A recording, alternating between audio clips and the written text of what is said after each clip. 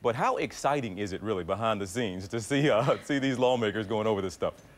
TJ, you know, you're not in Washington, but the fact that you are calling the budget exciting really warms the hearts of those of us who are in Washington. Look, I'm going to take this out just because I'm hearing myself a little bit, but I want to show you something that is really, I think, a new look at what is going on here. With our Capitol Hill team, we do, I think, a pretty good job talking to our sources and telling you what's going on behind the scenes. But right now I'm in the House Budget Committee hearing room, and I'm actually going to take you behind the curtain, and I'm going to walk through here into the ante room. Earlier today, I was talking to Kira on the air, and there were staffers, Democratic staffers, just starting to go through the president's budget, and they had the chairman with them. Well, they've cleared out. They've gone off to their own offices, but we are going to go in and talk to the director, the staff director of the House Budget Committee. And I'm going to knock on the door. Hey, Tom. Hi, Dan. There you go. How you doing? This is Tom Kahn.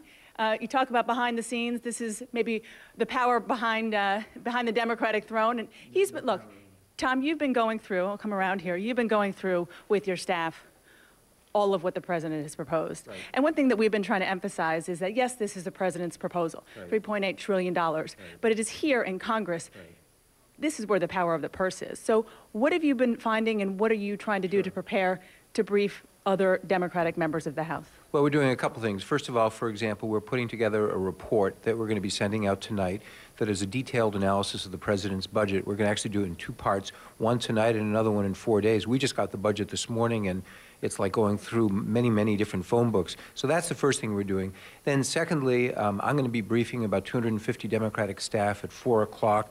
We've got a whole bunch of slides. And what's the headline? I mean, when you brief the staff, what's the first thing you're going to tell them about what the president wants from them with regard to spending the government's money? I think two things, Dana. Number one, that our economy is beginning to recover, and we've got to keep the recovery going by putting in tax cuts and spending that will keep jobs growing. Jobs growing is number one. And then secondly, being able to control the deficit, starting to bring down the deficit. Those are the two things that are most important. And again, the key is that the president might want all of the things in these many, many books that he sent up here. It doesn't mean he's going to get them. Well, the old saying is that the president proposes and Congress disposes. I don't think that's true now. We have a Democratic Congress and president. We're going to look very, very carefully at what he proposes, and our bosses, members of Congress, will make their own independent judgment, as Congress always does. They will not buy all of this hook, sign, and linker. Thank you very much, Tom. Thank you for coming. Thanks for letting us in. And so, TJ, that just gives you a sense of what's going on in this particular office. This is a very important office because I said it is the office of the staff director of the House Budget Committee. But things like this is going on all over. Members of Congress and, more importantly, their staff, they are looking through this, trying to figure out what's what, and more importantly, especially when it comes to Democrats, what they can and can't support with regard to the spending cuts.